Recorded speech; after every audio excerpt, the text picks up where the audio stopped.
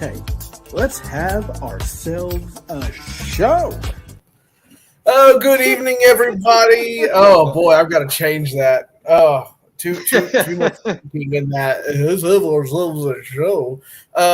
Good evening, everybody. I'm Mr. First Down, aka Sam, here with Bradley Mangold, showing off his arm muscles, making me feel inferior. Yeah, shout out to Arm Day. So if I don't post about it, nobody will know. That's right. Yeah, if nobody knows I did it in my legs. Look at these hams. Anyway, thank you, Daniel. Happy Sunday to you as well. Happy Cinco de Mayo, everybody. Yay. I hate it that it's on a Sunday. I can't. There's work tomorrow. Right. Yeah, yiba on delay. Here we go. So here we are with your late Titans draft reaction. I was in Detroit. Unfortunately, that wasn't really a stable internet source for me to do a show. And then I was driving back, and by the time I got home Sunday, I was what do you call it? Exhausted, absolutely exhausted. Right. So we are doing the draft recap tonight, and surely there's some people out there that just want to talk some more about it because my God, that's all I've heard on the radio. It's all I've read on Twitter. It's all I've read on Facebook. Everybody seems to have an opinion, both negative and positive, about the whole thing. So I am mostly positive because I felt like not from any like certain player or anything like that, but I felt like you got the pieces you had to have. Yeah, that's how I feel about it. Right. What was your grade? What was your grade that you would give them? I give them A- because I'm not looking at look, it would have been nice to have Joe Alt. It would have been nice to have a fancy wide receiver in round 2 and whatnot. But the thing is, you needed a left tackle. You needed you needed defensive help on the line. You had to have that stuff, and you were not going to trust that to an undrafted free agent. You were going to get somebody with some actual talent there. So I give him an A-. I personally, the bottom line is this.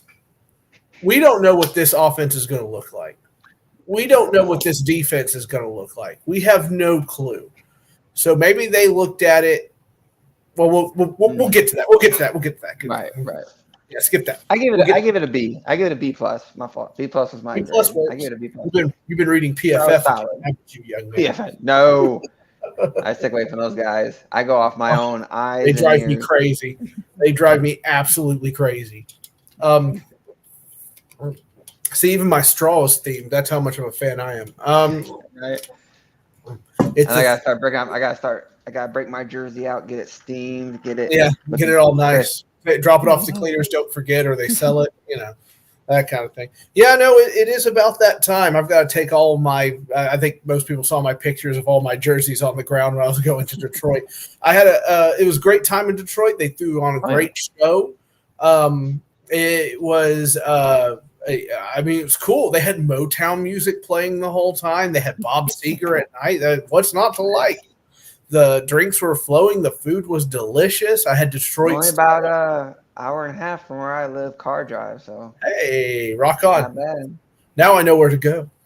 Anyway, Detroit was not what you would thought it would be. When you first came in through the south side, I was like, ooh, I don't know.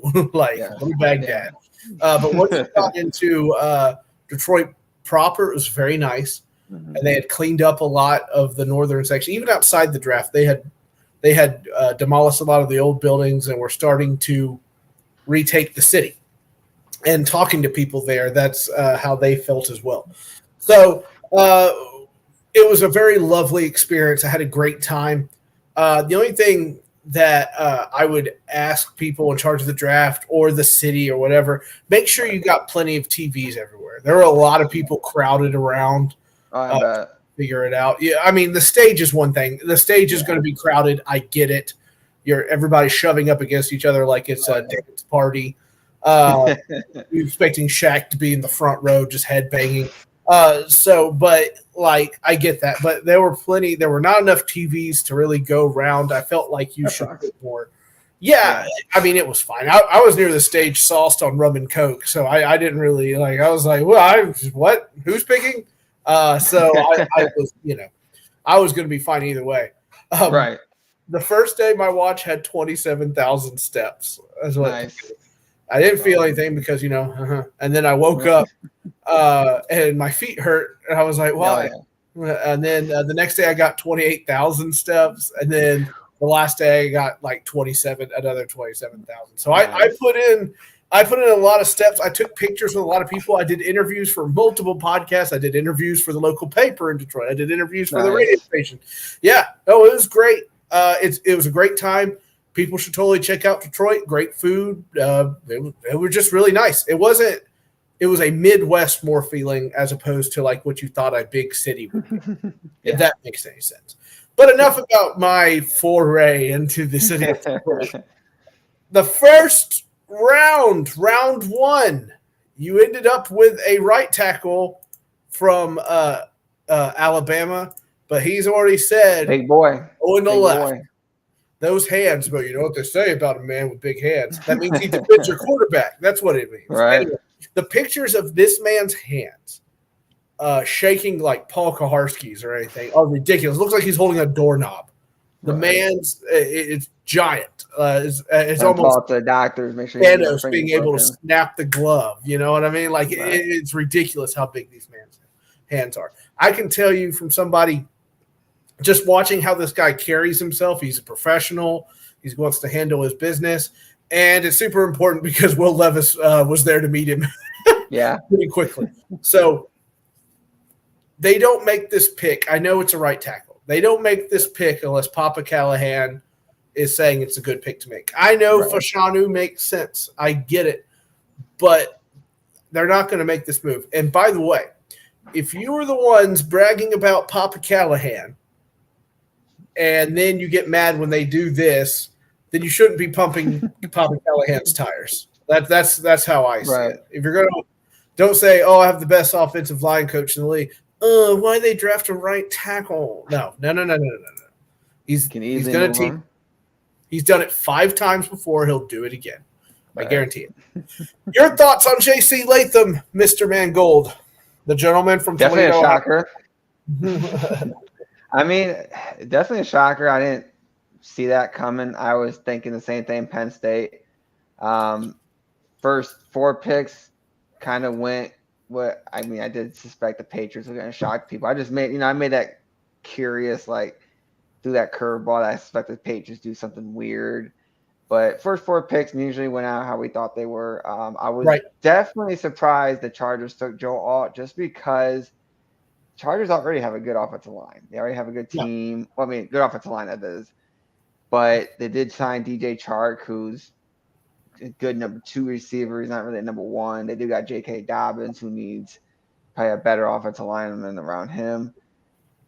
And then there was the Giants took Malik Neighbors. I mean, that's not really surprised because Odell Beckham, LSU routes run deep in New York. So maybe they see another Odell Beckham on the horizon there. After that, after Joe Alt was gone, I didn't know what to expect. Then especially after Malik Neighbors was gone, I did not know what to expect. I said Brock Bowers. I expected Azune. That's who I expected. I expected Azune. So that's how I was expecting. I was expecting Rome or Bowers, just by going off what happened previously prior to the draft. Then I saw the pick. I'm like, okay, this ain't bad. I understand it. You need a tackle. You got to update that offensive line. You can move them from right to left, which I think will be with Callahan. Like I said, anything can happen. This is a good. I mean, it's a good pick no matter what. Either way, it wasn't going to be a bad pick. Right. So I like it because it's an offensive lineman. It gets to help Will Levis out more. I think we have enough right tackles that can compete. Maybe rotate the guy from Ohio State that we drafted a few years ago with Dylan Radence. Have them battle it out to see who could be a starting right tackle.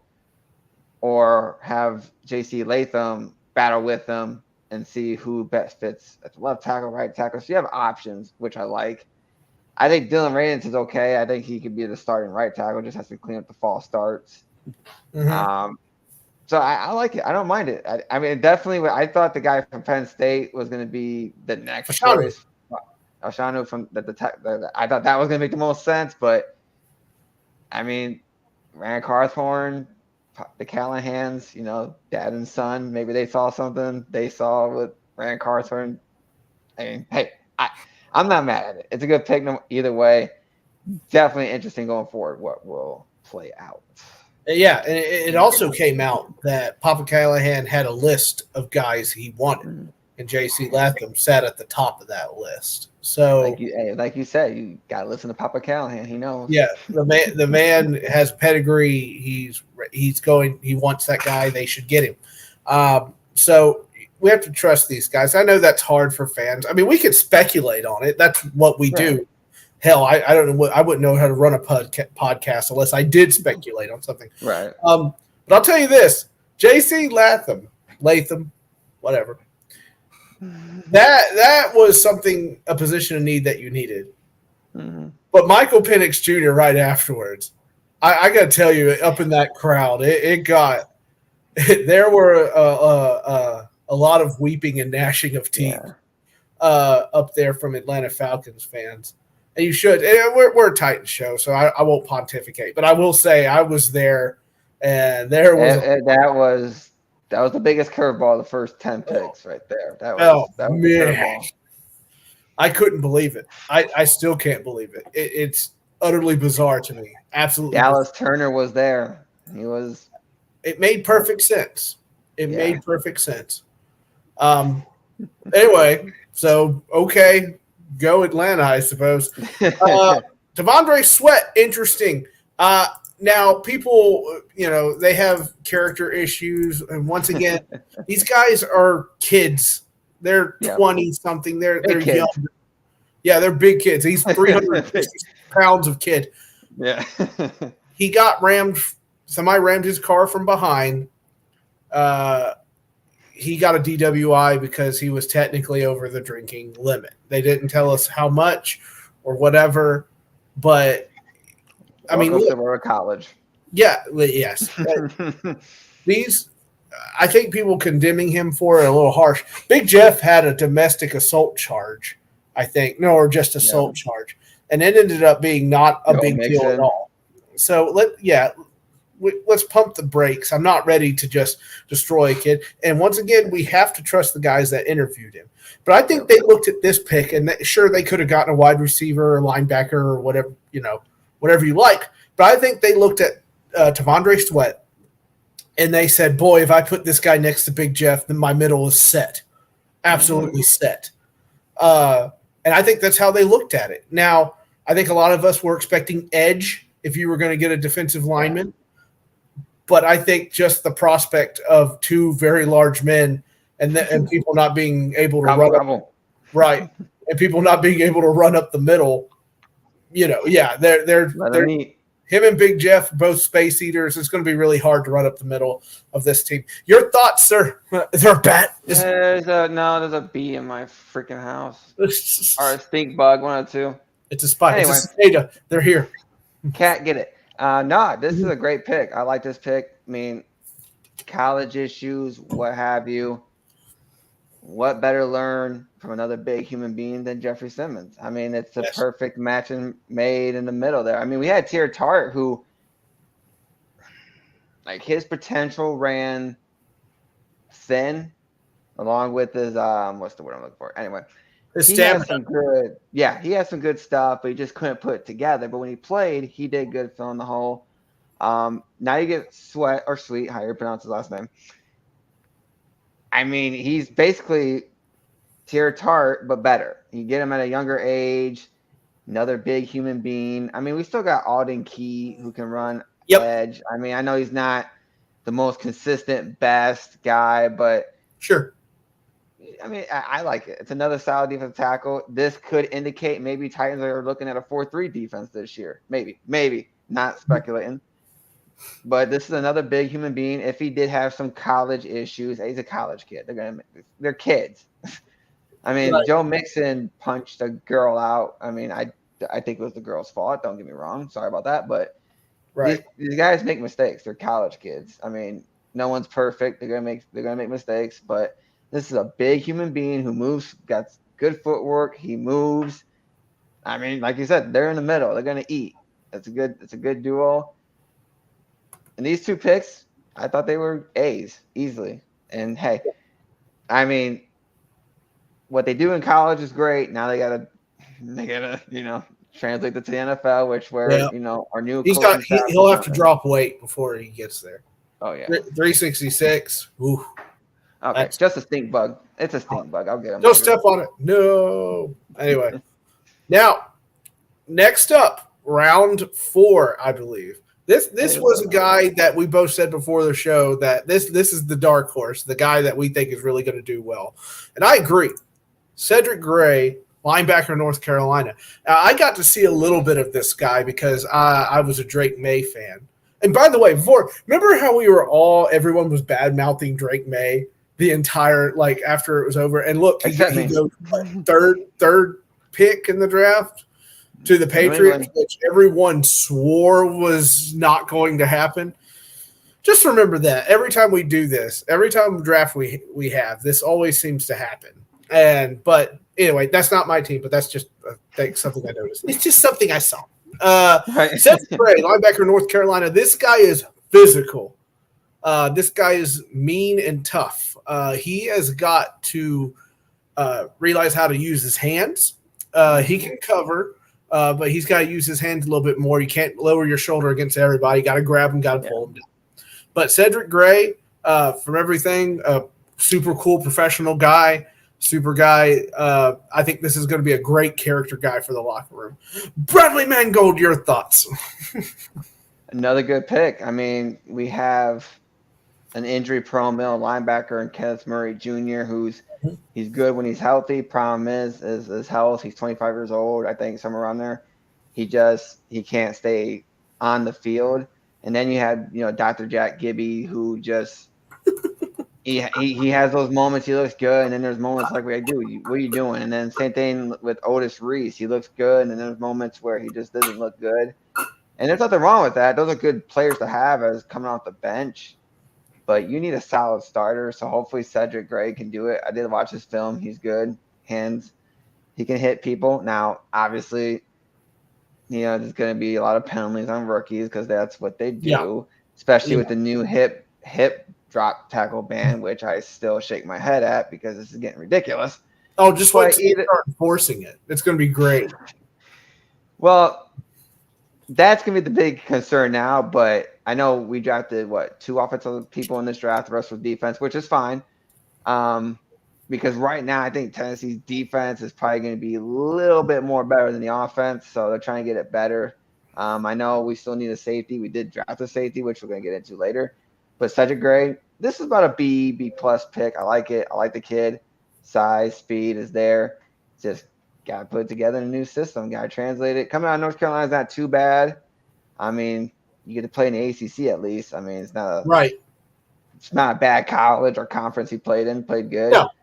So now it's just time to you got this. Like I said, translate to the NFL. Hopefully our linebacker coach knows what he's doing, and that would probably be my area of concern. I think defensive line and secondary we're good at, especially since we got Snead. But that middle spot, the linebackers, is my main concern. So Cedric Gray, good pickup. I agree. Will said. I think the physicality with him is what I really enjoy. Yeah, just likes to smack people around, and I enjoy that. Let's just hope it doesn't lead to a lot of laundry on the field, and we're in good shape. Yeah. Jarvis Brownlee, quarterback, Louisville. This guy is quick, and he should be an interesting addition because everybody got from Snead to Awuzie and what's his name? Roger McCreary. McCreary. Yes, those guys are fight you for the ball guys. Not really fast. If the 50-50, they want to get it from you. Mm-hmm. I guess Roger is fast, but I looked at him more of a physical type. Yeah. Secondary, right? Definitely a lot more physical than Jarvis can get physical, but he's mostly known for zipping in front of a ball or whatnot. So I'm curious if they have visions of him in a nickel if they have vision of him in depth, they have vision of him for certain play calls that he goes out there or whatever. By the way, this is also a draft where you kind of need these guys to all play. And that's kind of shocking, really, when you think about it. But Jarvis Brownlee, speedy cornerback, your thoughts? Well, we got to look at the other. So we know the first three are good. Now you got to look at the bottom two. Yep. Caleb Farley. I mean, sorry about his dad passing away. Did pick up his sad. 5th-year option, and I can't imagine why. Anyway. Like I said, sorry that his dad passed away. Sure. But when we drafted him, first round, John Robinson. Stretch. I remember this still. Dude got on camera wearing he was wearing a back brace. Yep. I didn't like that. I'm like, dude, this dude's already had 2 back surgeries and you're drafting him in the first round. I mean, a back injury relevant in the NFL is like a bang up knee for basketball players. It's not a good combo to have. Like even JJ Watt, monster of a man, freak of nature, even when he had a back surgery, he still wasn't 100%. And that was just from one. But he's a mountain of a man. Caleb Farley, young, but even when Caleb played, which was 5 plays tops, if I can remember, playing secondary, he got torched, and if it's equivalent to Andrew Luck. If you can't stay on the field, you're not going to do it. You're not going to adapt. You're not going to get better because you're spending 90% of your time trying just to get healed up to play. And then special teams, he didn't do good. So we need a CB. And then I look at Elijah Molden now. I don't see. I think he has some grit to him and definitely has some little like aggressiveness, but I just don't see a Molden being that guy. I can see Jarvis Brownlee taking his spot because of his length and his quickness. I'm not saying Elijah Molden is bad, but I just haven't seen a lot from him to put him up there with the Roger McCreary's.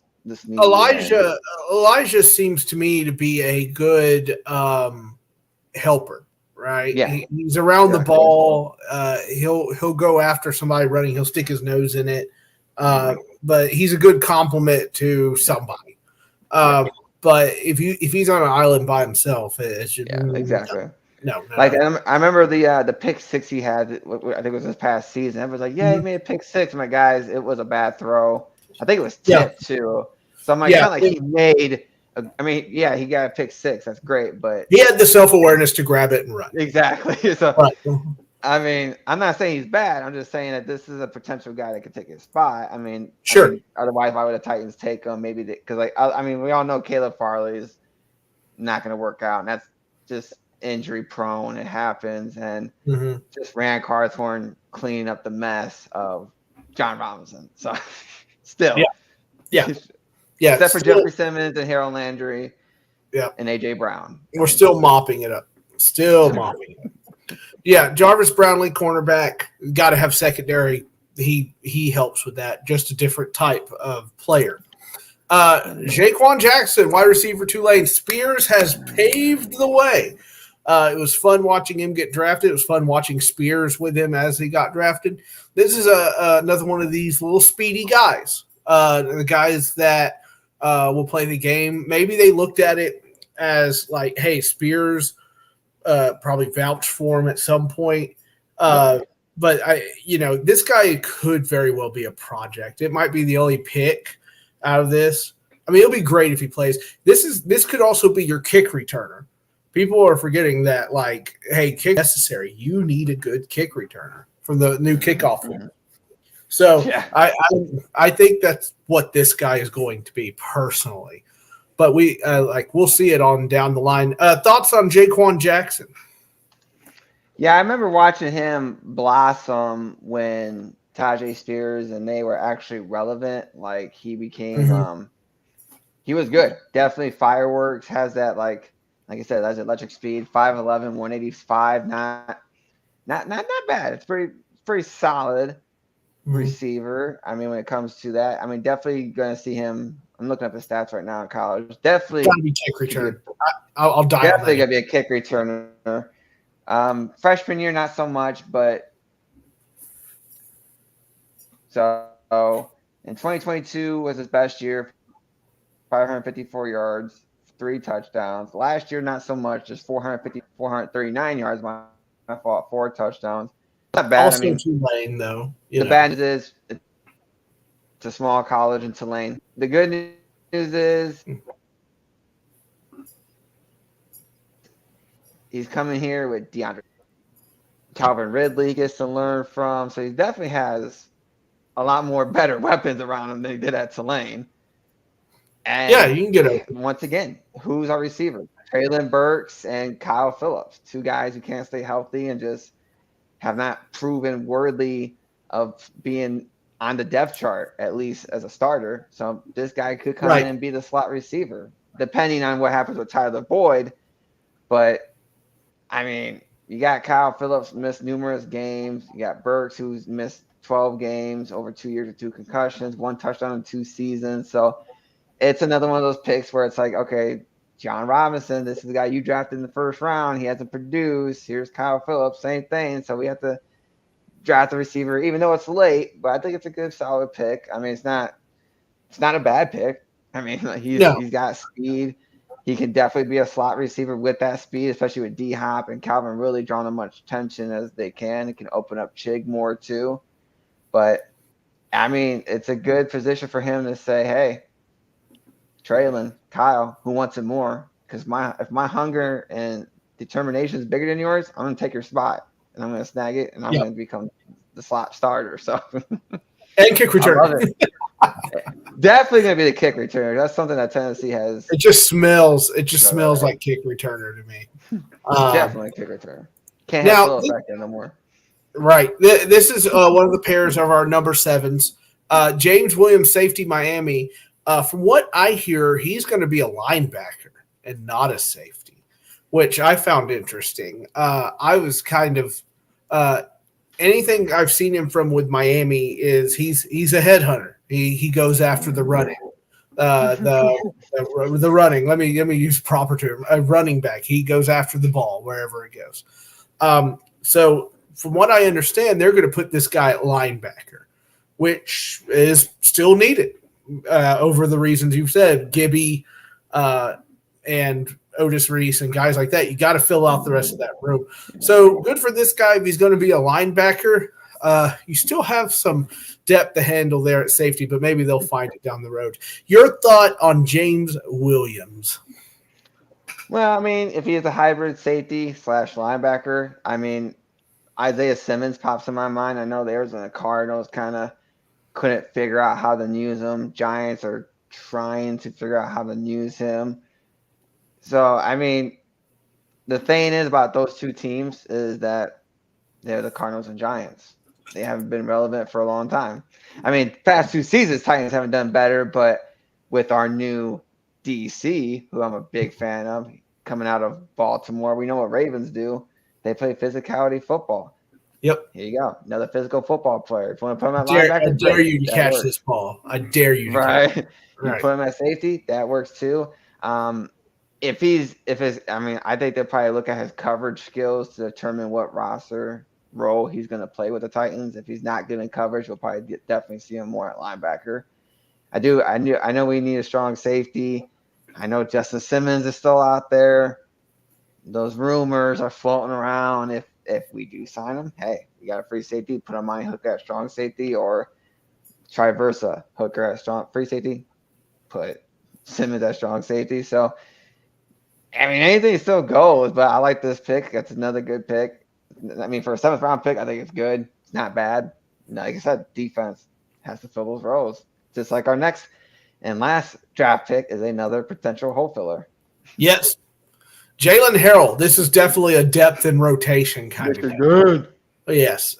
We used to be good at drafting these kind of guys. I don't know if we are good at drafting them now, but we're about to find out. This is somebody you needed in depth before anybody gets too excited. I know you see Michigan there and go, this guy's got a championship ring. He does, but he's a rotational player. Like he's not starting over Landry or anybody like that. This guy's going to fill in for them on a couple plays, and if you're lucky, he'll take over for him when one of them leaves.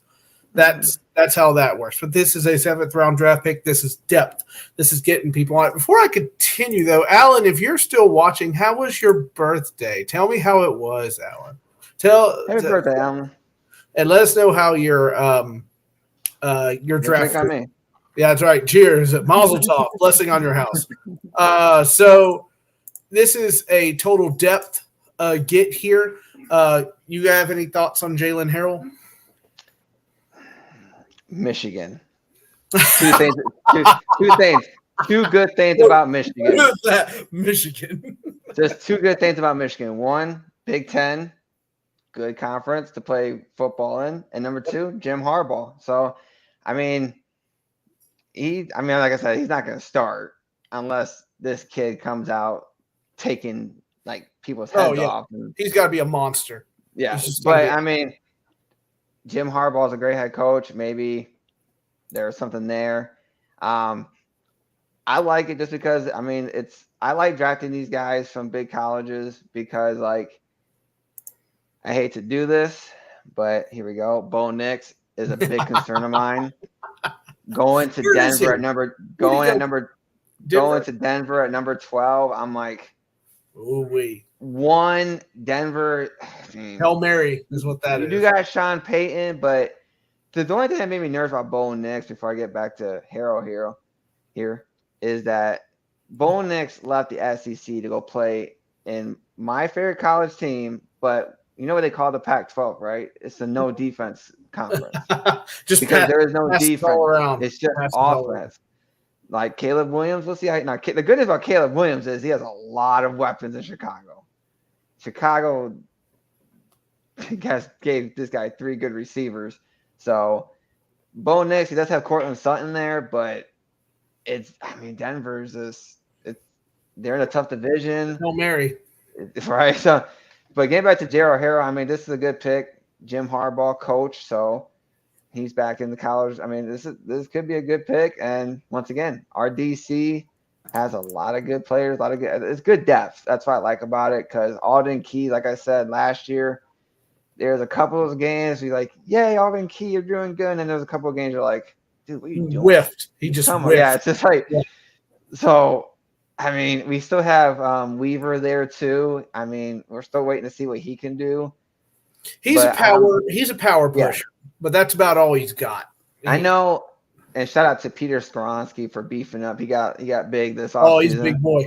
Yeah. So I feel like last year's draft is better than this year's draft, but this year's draft was still good. So man, he's doing good. I like it. And like I said, you need all these guys to contribute in some way. And that's crazy to think about, but it's true. Yeah. That's where the team is.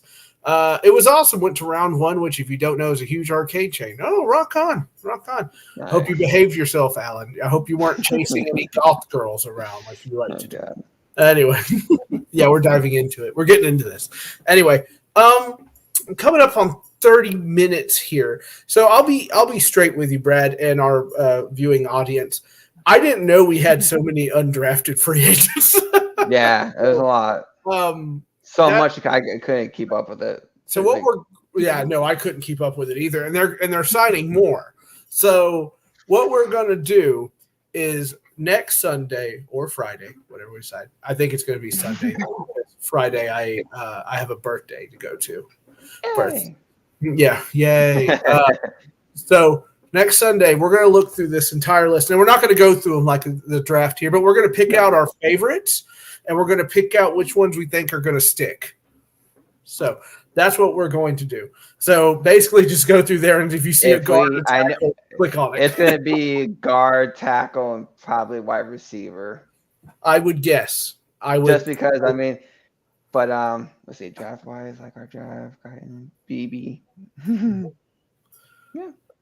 Yeah. No. Okay. All right. Cool. Yeah. Cool. Zeke did go back to Dallas. I was kind of shocked by that. Me too. Was he in shape? I'm just kidding. Could have got Derrick Henry, but anyway, and I'm gonna watch out for Simmons and Boyd tomorrow. Maybe Boyd will come in. We'll have some more to talk about. I know Boyd doesn't have the the great speed to be in the slot, but at least he knows how to route run, and it'll definitely be a take. I mean, if we take Boyd, I think we will either trade Traylon Burks or keep him. But yeah, I just, I mean, when you got a new GM that comes in and didn't draft you, I mean, your job is on the wall, because if he didn't draft you and he thinks you're not going to be where this team wants to go and you're not part of it, they will do anything they can to trade you. They won't get much for him, but they'll get something.